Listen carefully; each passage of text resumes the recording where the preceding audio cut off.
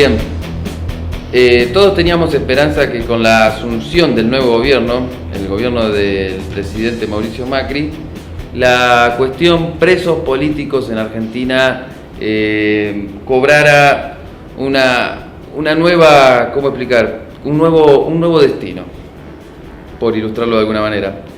Todos estamos expectantes a ver si la justicia definitivamente, si empezaba definitivamente a haber justicia en torno a los presos políticos en Argentina. Y hoy me encuentro acompañado nada más y nada menos que por quien ya es un amigo, el señor Guillermo César Viola, socio fundador de la Unión de Promociones, que hoy viene a Rosario a acompañarnos justamente en una mesa de diálogo, la mesa de diálogo testimonial número 2. Guillermo, ¿cómo estás? Muchas gracias por esto. Es un gran gusto poder estar acá en esta ciudad nuevamente, actividad que venimos desarrollando ya desde el año 2008 anualmente, y por supuesto el agradecimiento en nombre de toda la mesa de trabajo de la Unión de Promociones por la posibilidad de tener algún acceso a la gente para que se entere de las cosas que a veces no se enteran. La anterior vez que te entrevisté por Skype, no habíamos llegado a los 300 presos políticos muertos en cautiverio. No hace mucho que yo te hice esa entrevista, incluso todavía tiene bastante repercusión en las redes sociales. Hoy, ¿en cuánto está la cifra de muertos en cautiverio? 352. Y cuando me hiciste la entrevista estábamos en 270. Me acuerdo bien, porque incluso el título de tu entrevista fue Camino a los 300 exactamente, a los 300 presos políticos. Lamentablemente estamos en 352 presos políticos. Bueno, tenemos casos nuevos de presos políticos que están haciendo huelgas de hambre. Sí. ¿Qué pasa con eso? Bueno, hay presos políticos, como por ejemplo el comisario mayor Kuzman, de la Policía de la Provincia de Buenos Aires, que inició una huelga de hambre en la unidad 31, que es uno de los penales de Ezeiza, y debido a su delicado estado de salud fue trasladado al Hospital Penitenciario Central 1 de Ezeiza. Hospital penitenciario que, viene bien aclararlo, es lo que tiene el servicio penitenciario, es un hospital muy básico, sí. No tiene ningún tipo de complejidad, menos para atender pacientes de la edad. Totalmente. En este caso el comisario mayor Kuzman. Siempre decimos que el Servicio Penitenciario Federal a duras penas tiene sus instalaciones adaptadas, a duras penas, repito, para una población cuyo promedio de edad oscila en los 35 años. Cuando hablamos de la población de las distintas fuerzas, estamos hablando de una población que ya tiene un promedio de edad, vamos a hablar en términos redondos, sí, de 74 años.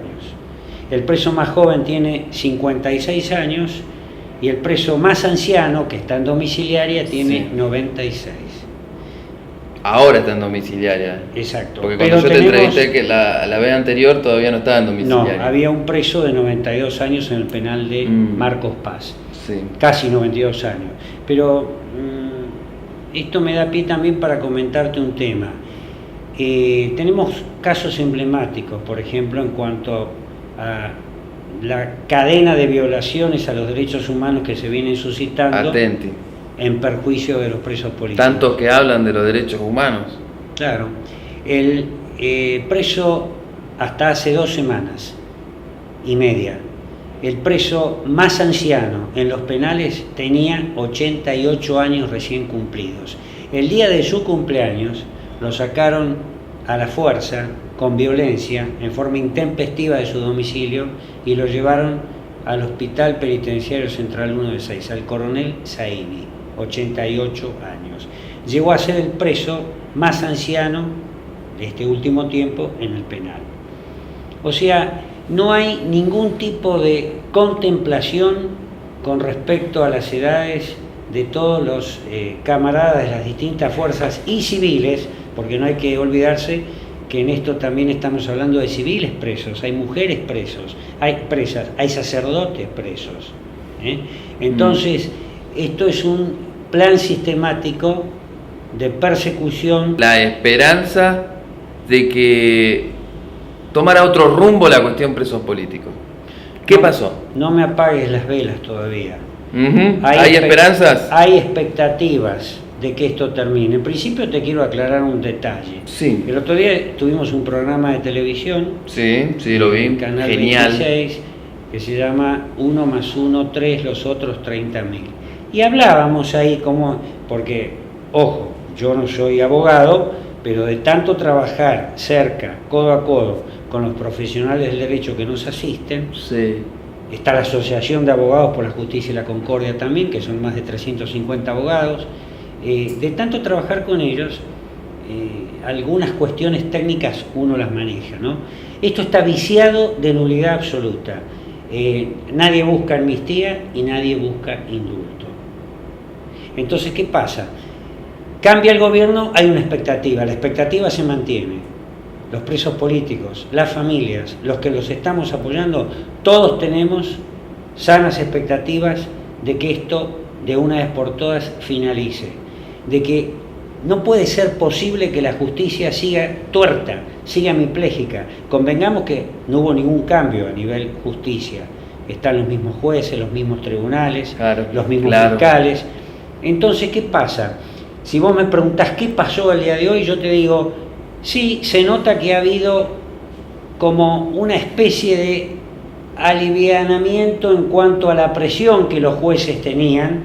Entonces hay algunos jueces que están tomando determinaciones como por ejemplo enviar a domiciliarias a gente muy anciana, porque no te olvides que los ancianos tienen sus problemas naturales de la edad, más las enfermedades adquiridas en la cárcel. Entonces es un cuadro muy grave de situación. No tenemos que olvidar una cuestión. Están presos por un capricho ideológico. Exacto. En su gran mayoría, no porque hayan cometido un crimen, pero me sobran los ejemplos, que ahora ni siquiera hay mucha gente víctimas de toda esta situación que ni siquiera quiere hacer nota para no embarrarlas.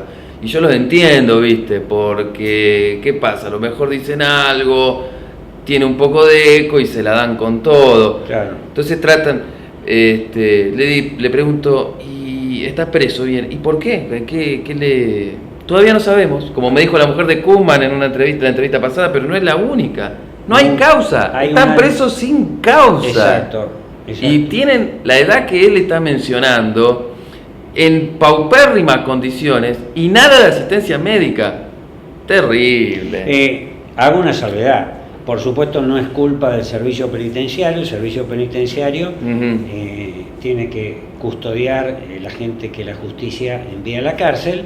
El servicio penitenciario no puede sostener una población de 35 años menos. No, obviamente, no es culpa del servicio penitenciario, me quedo con eso. Ahora, ya que lo mencionás, una pregunta, ¿cómo se explica entonces los hematomas en Videla? Bueno, el general Videla sufrió varias caídas que le motivaron. Pero te puedes caer una vez, hermano, y ya veo que no puedes caminar, te lleva a un lugar mejor. Te pongo el ejemplo. El general Videla tuvo una caída en la ducha, después se repitió el episodio, estaba fracturado. Horas antes de fallecer, lo llevaron en esas condiciones a declarar. Hay un video subido en la página web de la Unión de Promociones, ahí en el canal de YouTube hay un video donde se testimonia ese momento. Cuando el tribunal le dice que pase, se levanta, se ve los gestos de dolor, porque estoicamente como un soldado, el hombre fue, declaró, se sentó, se paró como pudo cuando terminó, se sentó y horas después falleció. Falleció sentado en el inodoro de la cárcel. Y ahí lo dejaron durante 8 horas después de fallecido, con la cabeza apoyada en la pared, hasta que alguien resolvió que podía ser retirado el cuerpo. Y los camaradas que compartían pabellón con él fueron testigos de ello. Es más, fueron sacados del lugar, hicieron evacuar el lugar próximo a su celda, él estaba en el módulo 4, pabellón 6, estaba dentro de la celda. Fíjate vos, es un caso muy fuerte, ¿no? El general Videla tenía dolores, tenía hemorragia interna, no se quejaba. Lo llevaron a la enfermería porque los demás camaradas que estaban con él le decían a los guardiacárceles, este hombre debe ser llevado a un hospital en forma urgente, no está bien, se cayó de vuelta. Bueno, lo llevaron, le habrán hecho lo que podían ahí en el hospital penitenciario de Marcos Paz, que no es hospital. Empezó siendo un hospital, después se bajó la categoría módulo médico asistencial y hoy es una unidad médica asistencial, o sea, un dispensario un poquito reforzado. Este hombre lo llevan, vuelve al rato, le preguntan, eran como las 4 de la mañana, ¿cómo está mi general? Estoy perfectamente bien, las cosas me dieron bien. Bueno, a la mañana siguiente, cuando se va a producir el relevo de la gente del servicio, pasa el guardia cárcel, él estaba sentado, y el guardia cárcel iba a un lugar donde se produce el relevo con otro, vuelve sobre sus pasos porque le llamó algo la atención. Cuando vuelve sobre sus pasos e ingresa a la celda, ve que él estaba, que había fallecido con su cabeza sentado, apoyado contra la pared. Y ahí estuvo 8 horas el cuerpo. La justicia sabía, el tribunal sabía perfectamente bien su condición, nada costaba por un tema humanitario. Yo particularmente quiero que alguien pague todo eso. Yo quiero que alguien pague, el día de mañana, como sea. Bueno, hay un caso que no quiero dejar de, aprovechando seguro que me quedan 30 segundos, un caso que te quería señalar.